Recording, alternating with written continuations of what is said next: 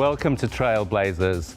In this episode, we tackle two of the biggest ticket marketing items in the 21st century canon, sustainability and the experience economy. And we're joined by an incredible panel of guests to share their experience and wisdom.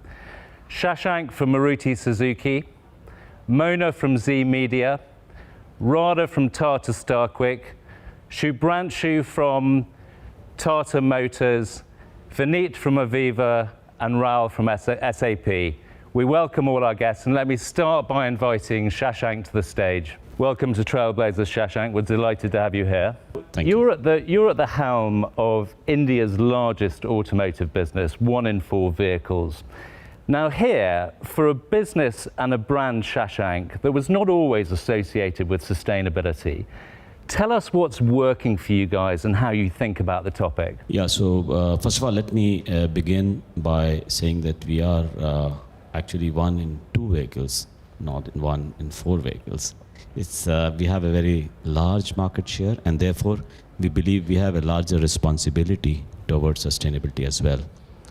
When we talk about vehicles, generally people, and sustainability, people think it's about vehicular emissions alone, but it goes beyond that. Vehicle emission is obviously very important part of sustainability. It's also about manufacturing process. It's also about logistics. It's also about energy conserving of energy. It's about conserving of water. So it's a mix of all these things, including, by the way, the choice of media that you make while you are doing advertising. So it's a mix of many things that we do in order to have sustainability as one of the pillars of our approach to business. And Shashank, you're a 15-year veteran of Maruti Suzuki. Was this a hard cultural shift to make?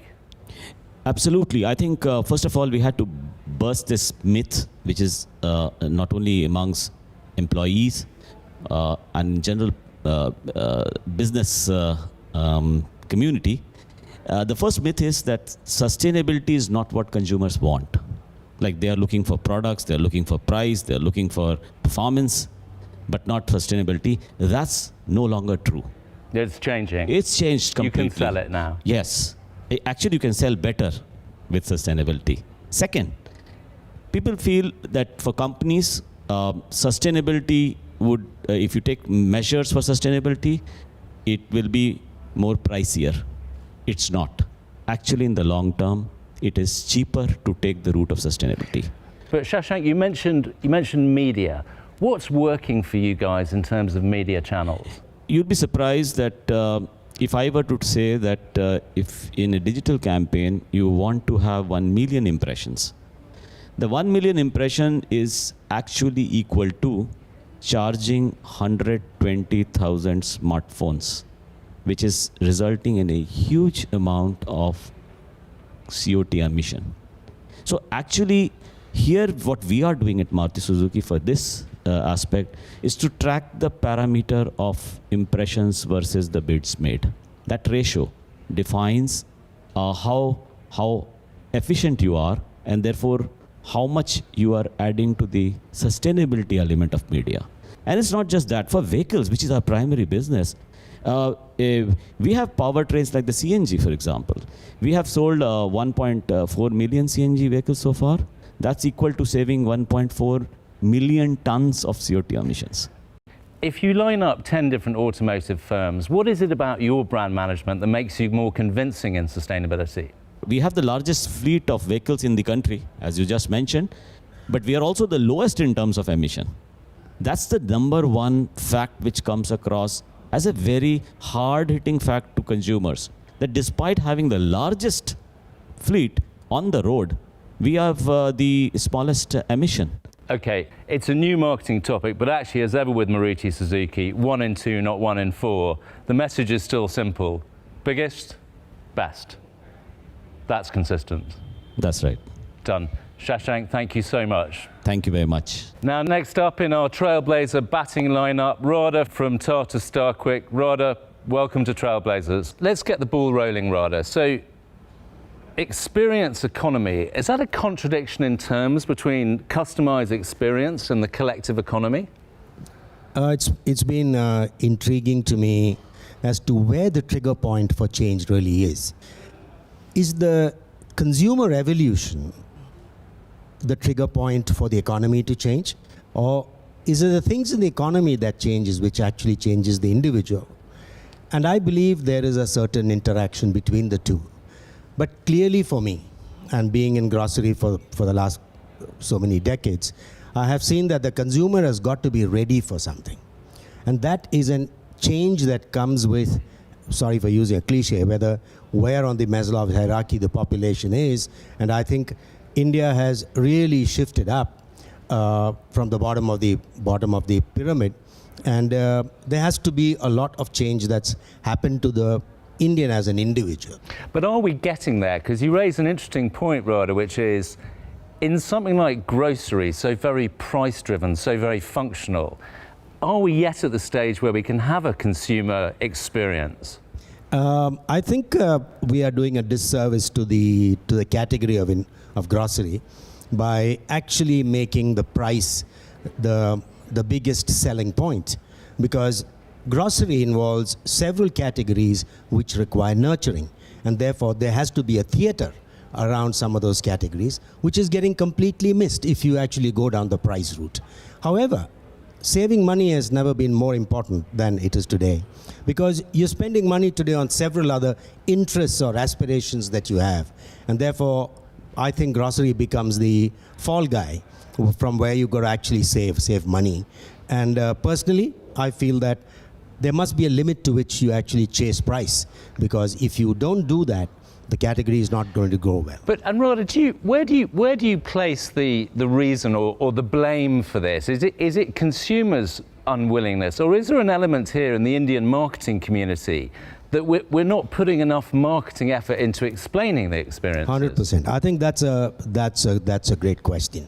I think the problem is that the retailers maybe are not doing enough theater in the stores. If you go to the West, you go to the US or to Europe, some of the supermarkets are really worth visiting, even for the visual appeal. The problem in India is, are we differentiating grocery enough? Are there enough differentiated products where you move the consumer from the price? I don't think it's a consumer problem.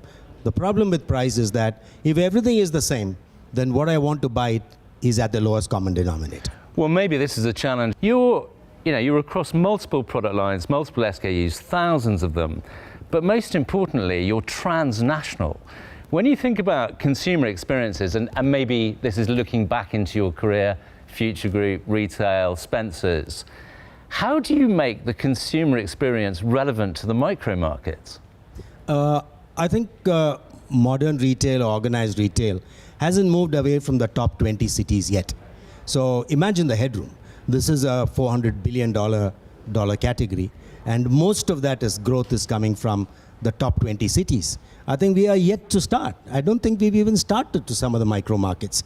Some of the products that the big brands haven't gone across the cities yet. It's not available in some of the micro markets, and therefore that's really the opportunity. I don't think it's a point for discussion. It has to grow. There is headroom, and there is enough geography to actually get to. Take FMCG as a category, right? Are we getting enough exciting brands in that category, or is it rather vanilla? The answer is no. I can't remember in the last 20 years any FMCG category which has actually made a paradigm shift in the way consumer uses the category. What's missing in the narrative is the word category management is out. And they are really chasing the price. And you need to quote from H.G. Wells's War of the Worlds. War is the victory of the dying over the dead, and this is the right context to say it, that pricing will be the victory of the dying over the dead. And if you say it in Hindi, "Pehle aap maroge, fir main marunga." That's absolutely fascinating. Radha, that's a fantastic place to end. And I think that's a brilliant rallying call for young marketeers. So we want to hear from you, young marketeers on Trailblazers. Come up here and tell us how you'll do it. Thank you, Radha. Fantastic. Thank you very much for having me, Jimmy. Now can I call Shubhranshu from Tata Motors, another veteran of the marketing trade, to the Trailblazers stage. We're going to talk about the experience economy again, right? But as a starting point, when I think about your vast commercial vehicles division, all product, all engineering, all spec, it's hard to make the leap into the experience economy. Help us make that leap.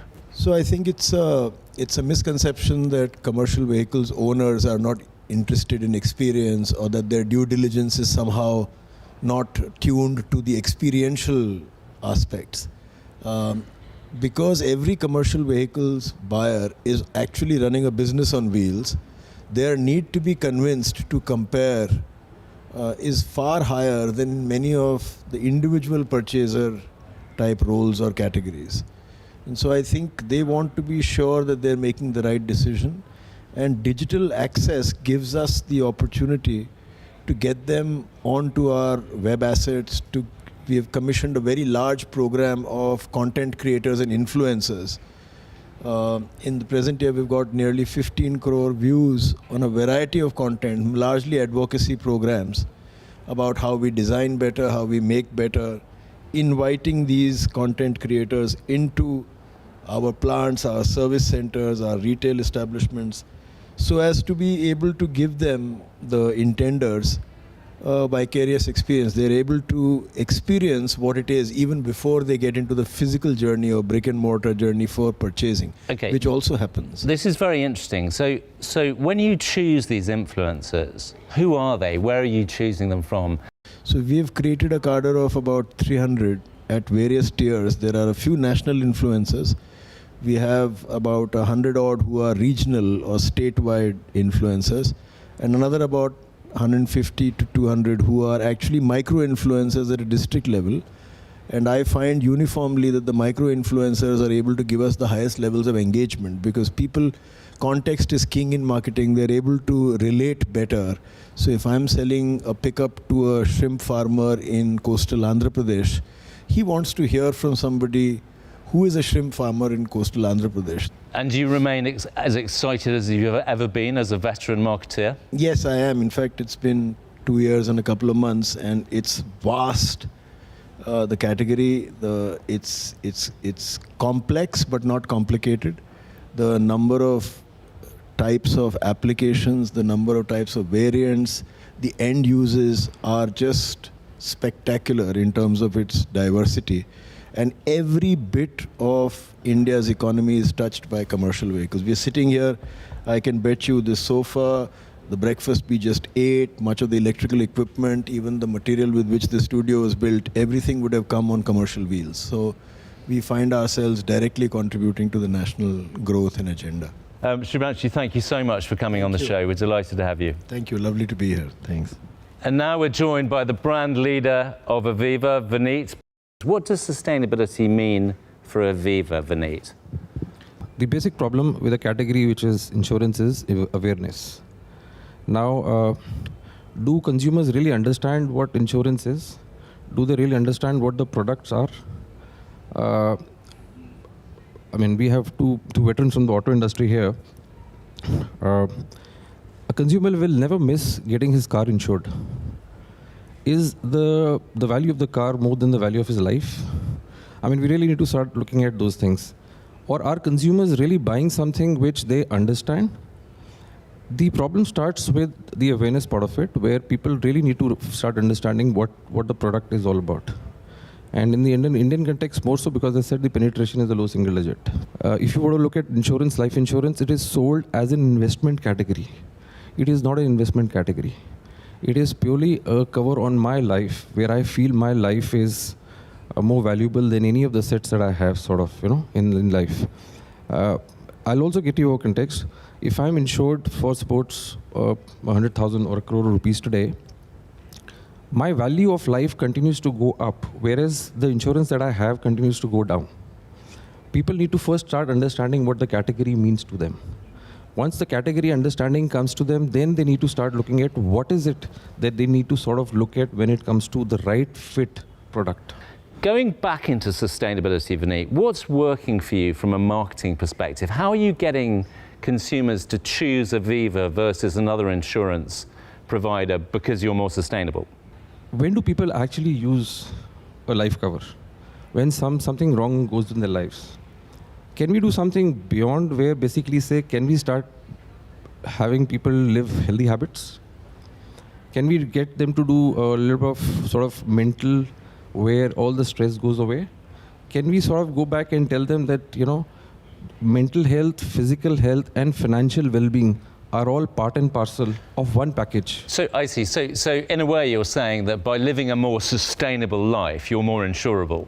That's the link. Well, the idea is that, like I said, people don't really know the value of human life. And the human life first starts with the fact that you need to first have a healthy lifestyle, which means physical health, mental health, and also financial health. The financial health part of it can come in from what as products we offer. But let me add, we are going a lot more in terms of building physical and mental health also. Today was a day, in the morning, 6 o'clock, we run live yoga classes for all and everybody. Anybody can join, it's not only consumers. On Thursdays, we run a mental wellness 30-minute session where we want people to meditate. How on earth can insurance be part of an experience economy? What we look at doing is that simplifying a purchase.